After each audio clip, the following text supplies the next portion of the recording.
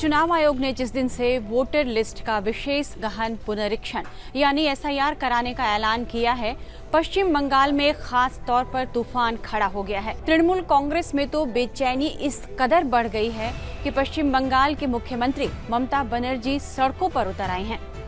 ममता की पार्टी का आरोप है कि यह संशोधन राजनीतिक रूप से प्रेरित है और इसका मकसद केवल अल्पसंख्यकों और हाशिए पर पड़े लोगों को मताधिकार से वंचित करना है।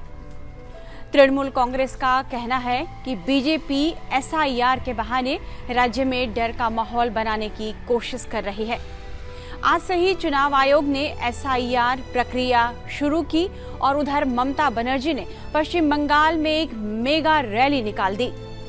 उन्होंने रैली के लिए मंगलवार का ही दिन चुना क्योंकि आज से ही रिवीजन की जो प्रक्रिया है वो एक्सरसाइज आज से शुरू हो गई है। बीजेपी ने मतदाता सूचियों में पारदर्शिता बढ़ाने के लिए एसआईआर का स्वागत किया है, जबकि तृणमूल कांग्रेस ने इसके समय और मंशा पर सवाल उठाए हैं।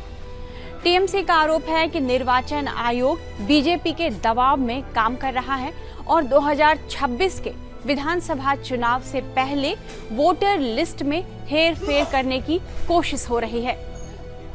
तृणमूल कांग्रेस का यह भी कहना है कि एसआईआर के जरिए बीजेपी वोटों की धांधली करने की कोशिश कर रही है। दूसरी तरफ अवैध रूप से रह रहे कई बांग्लादेशी नागरिकों में अब भय का माहौल बनने लगा है और उनके भारत छोड़ने की खबर तेजी से आ रही है। चुनाव आयोग ने हाल ही में यह जानकारी दी कि विशेष गहन पुनरीक्षण यानी एसआईआर के दूसरे चरण का आयोजन पश्चिम बंगाल समेत 12 राज्यों और केंद्र शासित प्रदेशों में किया जाएगा, जहां अगले साल चुनाव होने हैं। एसआईआर की प्रक्रिया 4 नवंबर से शुरू होकर 4 दिसंबर तक चलेगी। वोटर लिस्ट का मसौदा 9 दिसंबर को जारी किया जाएगा और अंतिम मतदाता सूची 7 फरवरी को प्रकाशित की जाएगी। हम आगे बढ़े उससे पहले आपको यह बता देते हैं कि एसआईआर आखिर है क्या और इसे लेकर पश्चिम बंगाल में बवाल क्यों मचा है। एसआईआर यानी स्पेशल इंटेंसिव रिवीजन चुनाव आयोग की वह प्रक्रिया है जिसमें बूथ लेवल ऑफिसर्स यानी बीएलओज घर घर जाएंगे, मतदाताओं से मिलेंगे, उनसे जानकारी लेंगे और यह जांच करेंगे कि उनके मतदाता सूची में जो नाम दर्ज है वो सही है कि नहीं। इस दौरान जिन लोगों के दस्तावेज संदिग्ध पाए जाएंगे या जो नागरिकता साबित नहीं कर पाएंगे, उनकी जानकारी संबंधित प्रशासन को भेज दी जाएगी। इसी वजह से अवैध रूप से रह रहे कई बांग्लादेशी नागरिकों में भय का माहौल होने की खबर आई है। एसआईआर की घोषणा के बाद पश्चिम बंगाल के सीमावर्ती इलाकों में अवैध रूप से रह रहे बांग्लादेशी नागरिक दहशत में आ गए हैं। लोगों को डर है कि एसआईआर लागू होने पर उन्हें वापस बांग्लादेश भेजा जा सकता है। इस वजह से कई लोग बैंकों से अपने पैसे निकाल रहे हैं और जरूरी सामान को समेट रहे हैं। बांग्लादेश से आए लोगों के मन में डर है कि अगर एसआईआर लागू हो गया तो बैंक में उन्होंने जो पैसे जमा किए हैं वो उनके फ्रीज हो सकते हैं, उनके अकाउंट बंद हो जाएंगे। उन्होंने जो पैसे बचाए हैं वे अब शायद न निकाल पाएं। मीडिया रिपोर्ट्स के मुताबिक इसी डर से अब वे बांग्लादेश जाने लगे हैं और पैसे निकाल रहे हैं। मीडिया रिपोर्ट्स के मुताबिक 2 नवंबर को उत्तर 24 परगना जिले के बशीराहाट में सीमा पार करने की कोशिश कर रहे कई लोगों को बीएसएफ ने पकड़ लिया है। वहीं जो बांग्लादेशी नागरिक अपने वतन लौटने की कोशिश कर रहे हैं उन पर अब बीएसएफ ने सख्ती बढ़ा दी है। मीडिया रिपोर्ट्स के मुताबिक 2 नवंबर को उत्तर 24 परगना जिले के बशीराहाट में सीमा पार करने की कोशिश कर रहे कुछ लोगों को बीएसएफ ने पकड़ लिया है। 1 नवंबर को भी तराली बॉर्डर से कुछ बांग्लादेशी नागरिकों को पकड़ा गया है। रिपोर्ट्स के मुताबिक बीते 3 दिनों में 94 लोग पकड़े गए हैं। इनमें से ज्यादातर कई सालों से भारत में रह रहे थे और अब डर के कारण वे भाग रहे हैं। मीडिया रिपोर्ट्स के मुताबिक बीएसएफ के अधिकारियों ने बताया है कि घुसपैठिए बांग्लादेश लौटने की कोशिश कर रहे हैं। बीते 5 दिनों में ऐसे 200 से ज्यादा लोगों के पकड़े जाने की रिपोर्ट है। रिपोर्ट यह भी बता रही है कि 3 महीने में 8000 से अधिक बांग्लादेशी घुसपैठियों को गिरफ्तार किया जा चुका है।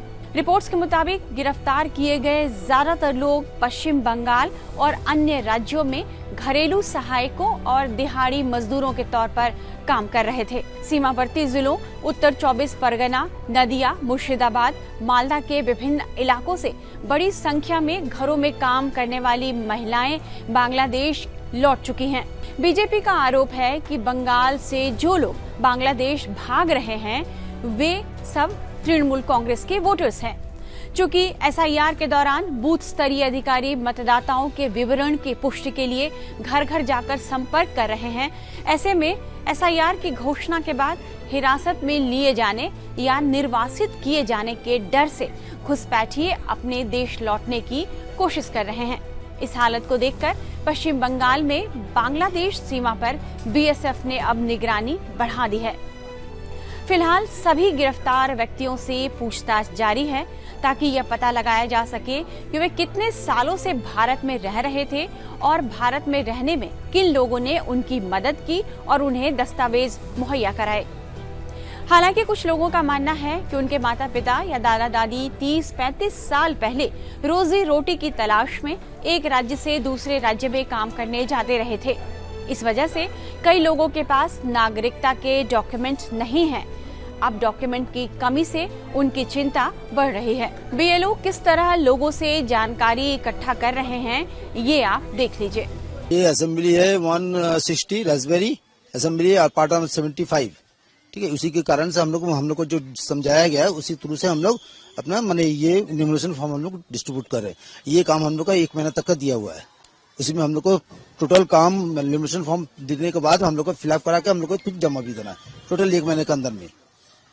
लोगों को क्या क्या बता रहा है इस फॉर्म में, क्या क्या इसमें बता रहा है हाँ, जैसे डेट ऑफ बर्थ बताया जा रहा है, आधार कार्ड नंबर बताया जा रहा है, मोबाइल नंबर देने बोल रहा है, गार्जियन जो है फादर्स नेम देने बोल रहा है, हाँ फादर्स गार्जियन जो है और उनकी मतलब मिसेज जो है उनका नाम, मदर्स नेम, ये सब चीज उसमें टोटल दिया हुआ है। ये हम लोग को ये बताया नहीं, वो लोग ये हम लोग जो है इलेक्शन डिपार्टमेंट उन लोग का ये दायित्व है। अभी कितना घरों पे आप देंगे? ये हम लोग को आज बोला गया है, हम लोग को ऑर्डर दिया गया है कि 100 घर में देने के लिए बताया। दूसरी तरफ अवैध घुसपैठियों के मुद्दे पर तृणमूल कांग्रेस और बीजेपी अब आमने सामने हैं। बीजेपी का आरोप है कि जो लोग बांग्लादेश लौट रहे हैं वे दरअसल ममता बनर्जी के वोट बैंक हैं।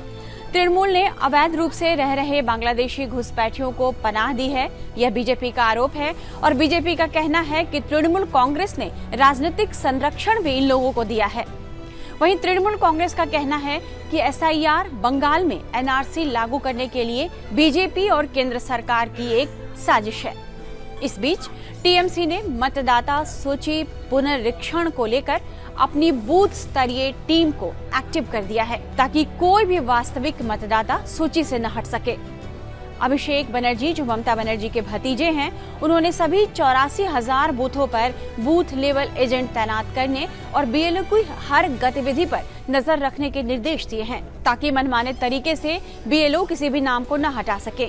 पश्चिम बंगाल में 2026 में चुनाव होने हैं और 26 के चुनाव से पहले एसआईआर की यह प्रक्रिया राजनीतिक रूप से बेहद अहम मानी जा रही है क्योंकि सभी पार्टियां यह चाहती हैं कि मतदाता सूची में अपने समर्थन को मजबूत किया जा सके। हालांकि राजनीतिक विश्लेषक इसे प्रशासनिक और संगठनात्मक ताकतों के बीच की सीधी टक्कर के रूप में देख रहे हैं। इस तरह के तमाम एक्सप्लेनर्स और देश दुनिया की बाकी खबरों के लिए बने रहिए टाइम्स नाउ भारत के डिजिटल प्लेटफॉर्म के साथ।